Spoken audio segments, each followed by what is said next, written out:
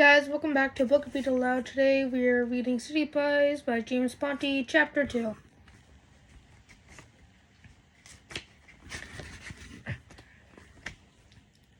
Chapter 2, Churcham Hall.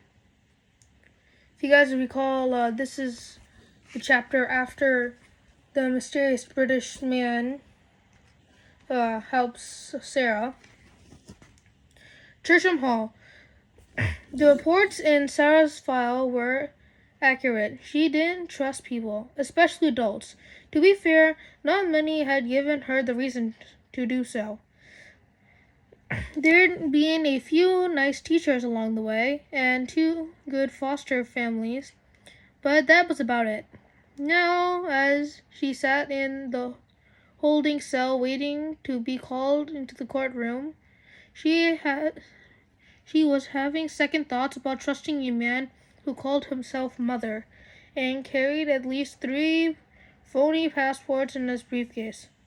"Rich girl, you wanna help me out?" There were only 3 other girls in the cell, but it took Sarah a moment to realize this one was talking to her.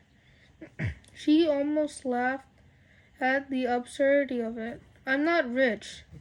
They are sitting on blue wooden benches facing each other and 4 feet apart. The older, much larger girl leaned closer. "I saw your lawyer," she said. "Shiny suit, expensive shoes. You've got to have money to have a lawyer like that. Maybe he can help me out too, or maybe I can look after you, keep you safe once we get to juvenile. It won't cost your family much. Leave her alone." The warning came from an unlikely source, a girl named Emily who shared a cell with Sarah the night before. Her perfectly manicured nails gave the impression that she knew her way around the salon much better than she did a jail cell. She told Sarah that she'd been arrested for shoplifting and her mother was making her spend the night behind bars to teach her a lesson. No one was talking to you, princess," the first girl said. "Well, if Sarah needs anyone to look after her, I'll do it," Emily replied. "So thanks, but no thanks." The first girl stood and towered over them, her attention now fully focused on Emily. "How do you plan on protecting anybody?" "Really, guys," Sarah said, trying to calm the situation, "it's all a misunderstanding. I don't have any money, and I don't need any protection." Emily ignored her, then got up in the other girl's face. "I'll just use these," she said, flashing her thumbs. "What?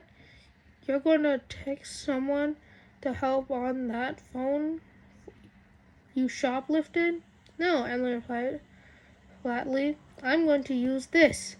With lightning speed, she jabbed her thumbs deep into the sides of the larger girl's ribcage, making her gasp for air and staggered backward. Sarah stared in amazement as Emily reached over and carefully guided the other girls back to the bench, making sure she didn't fall.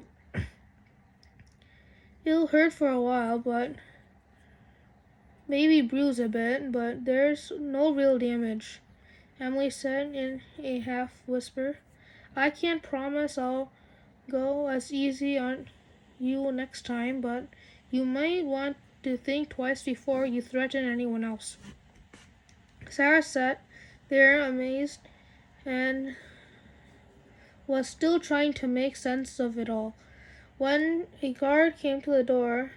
"Martinez, Sarah," he announced.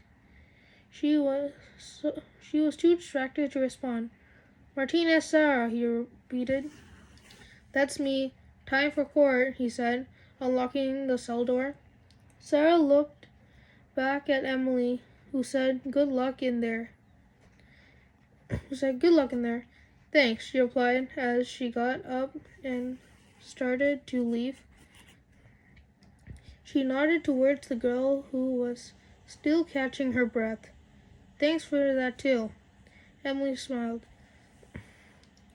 "It's what sisters do, right?" Sarah followed the guard into the courtroom. Her mind was distracted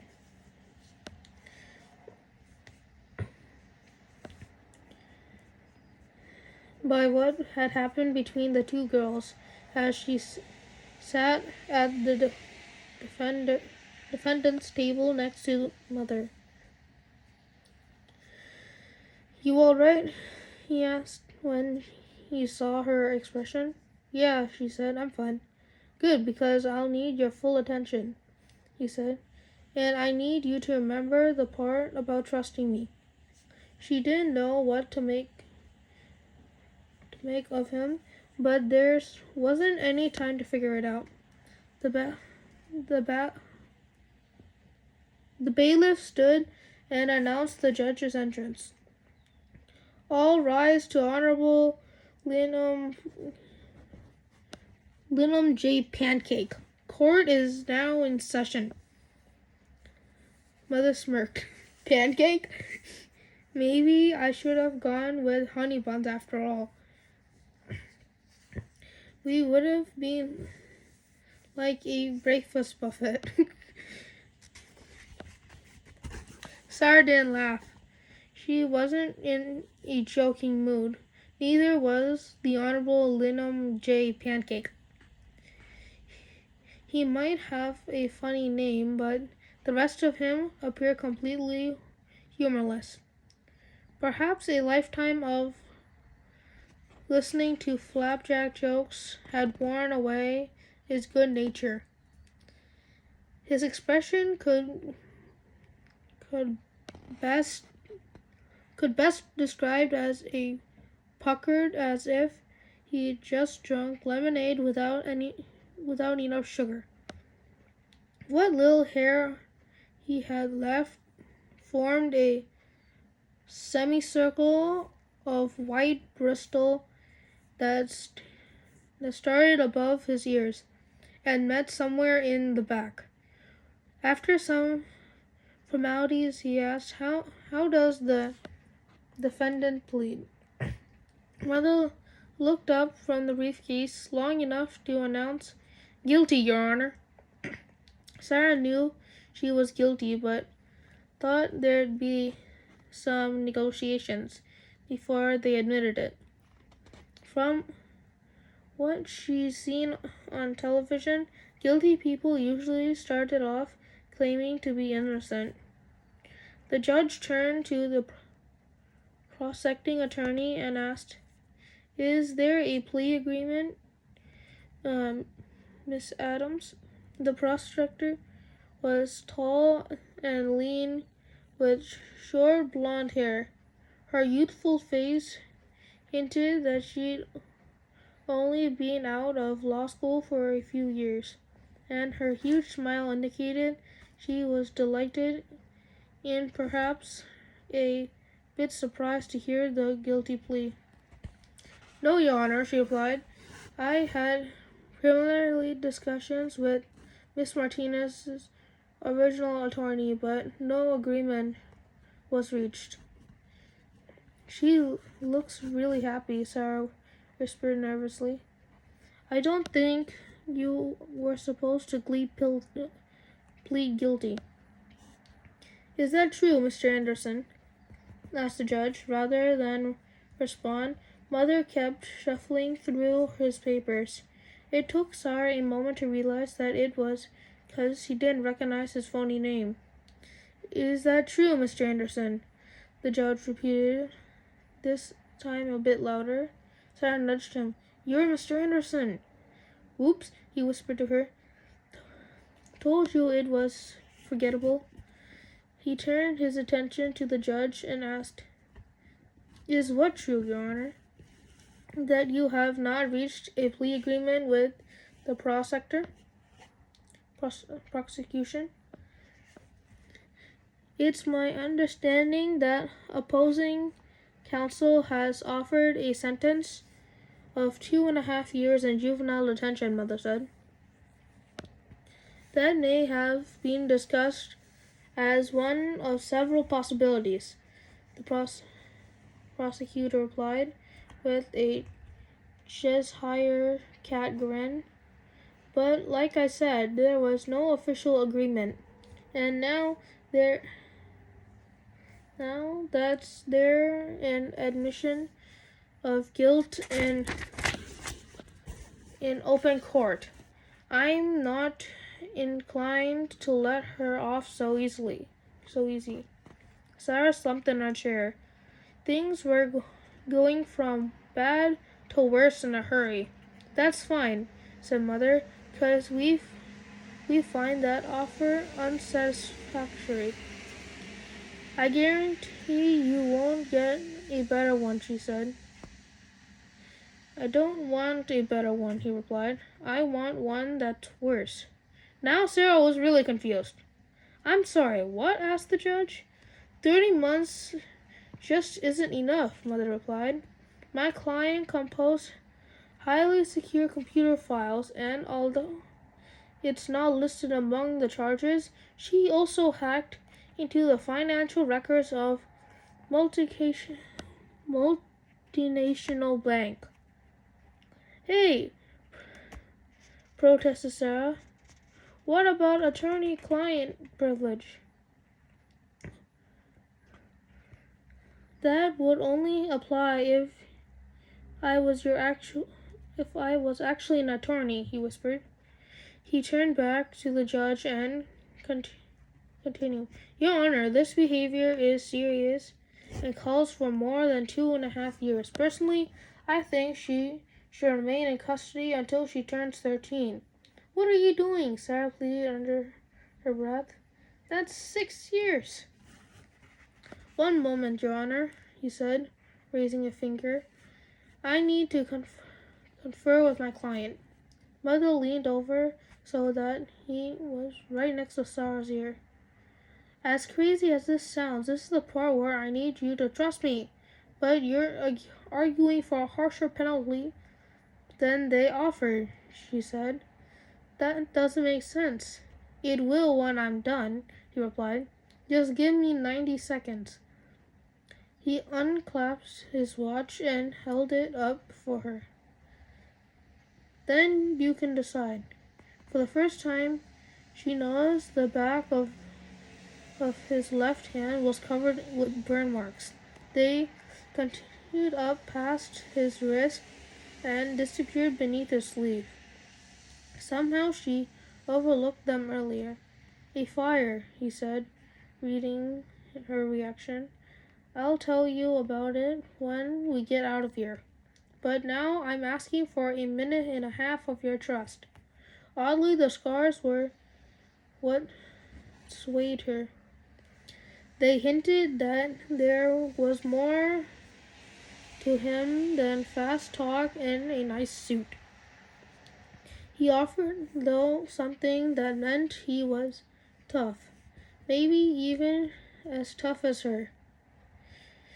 She shook the watch and examined it. Looks pretty cheap for someone who's supposed to be a high-priced attorney.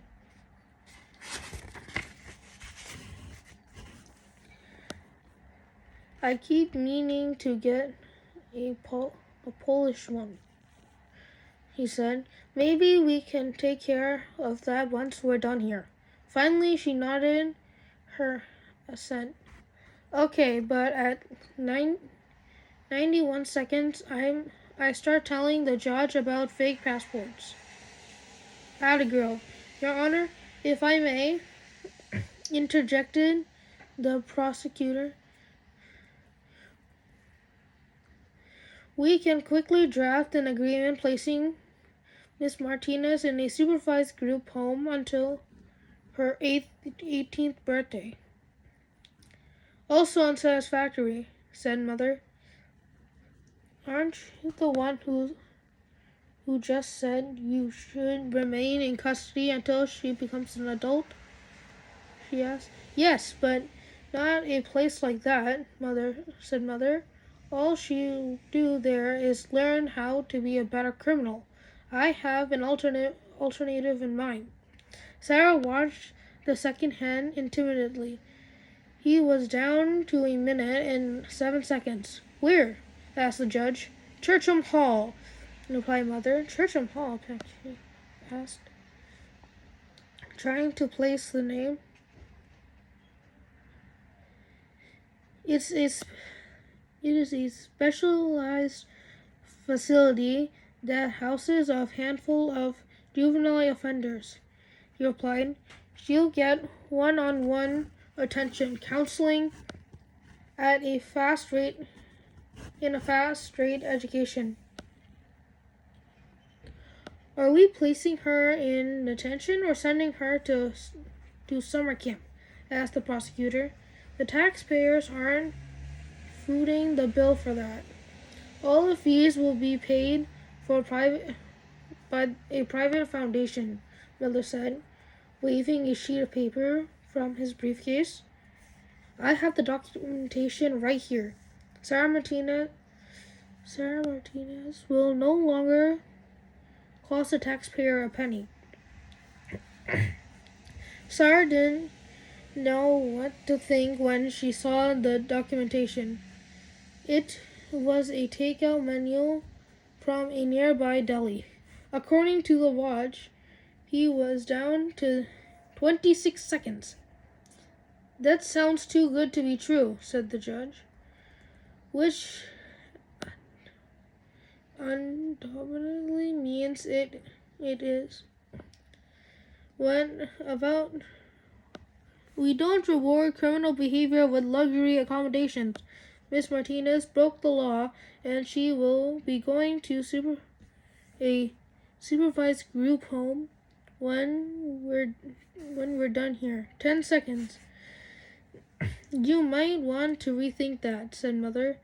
"She either goes to Churchill Hall or we change our plea to not guilty and move on to a trial that I can guarantee both of you will regret." "Why is that?" asked the judge. Mother paused.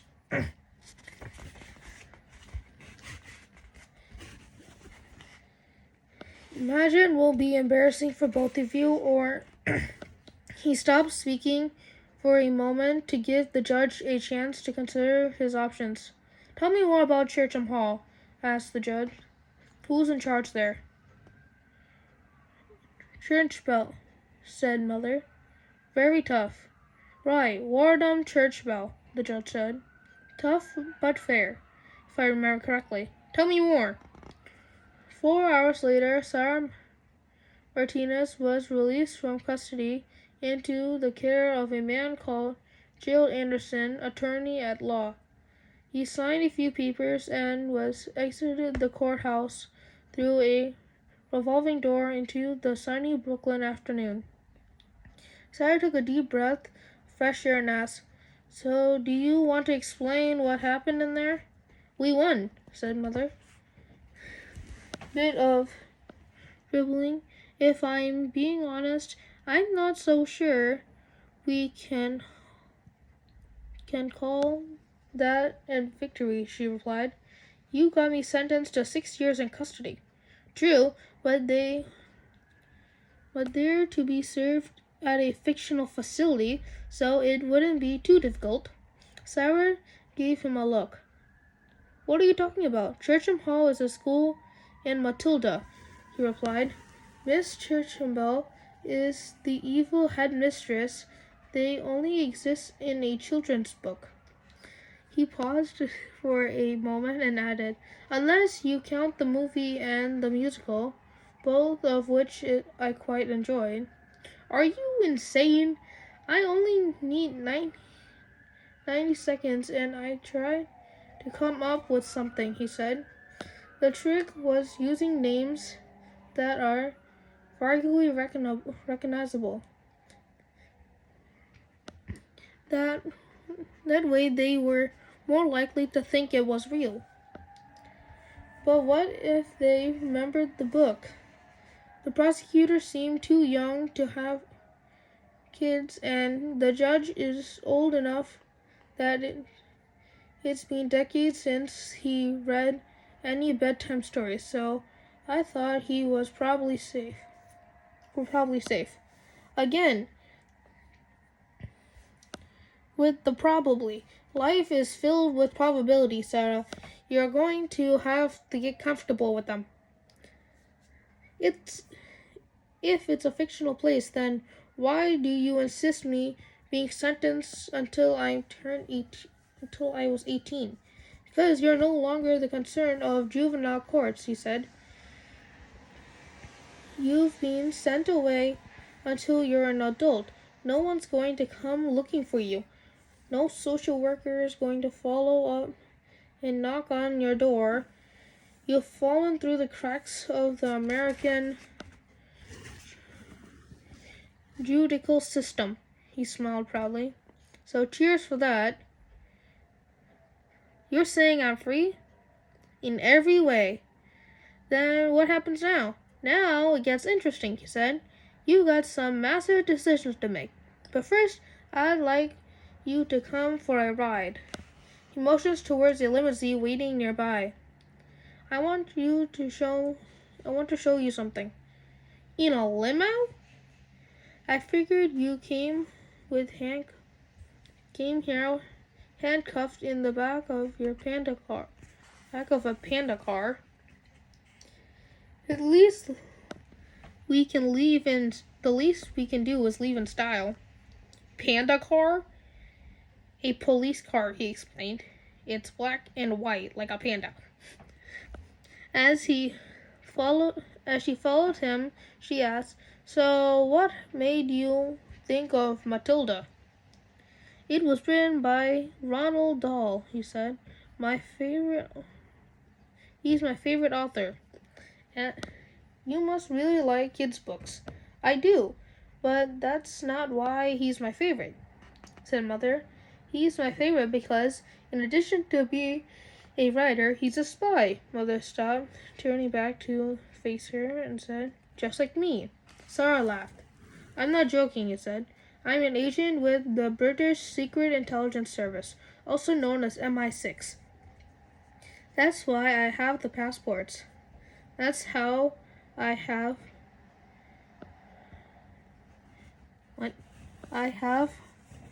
copies of these emails. I command an elite team that is only sent to high priority missions. And one of those high priority missions was keeping me out of juvenile detention," she replied suspiciously.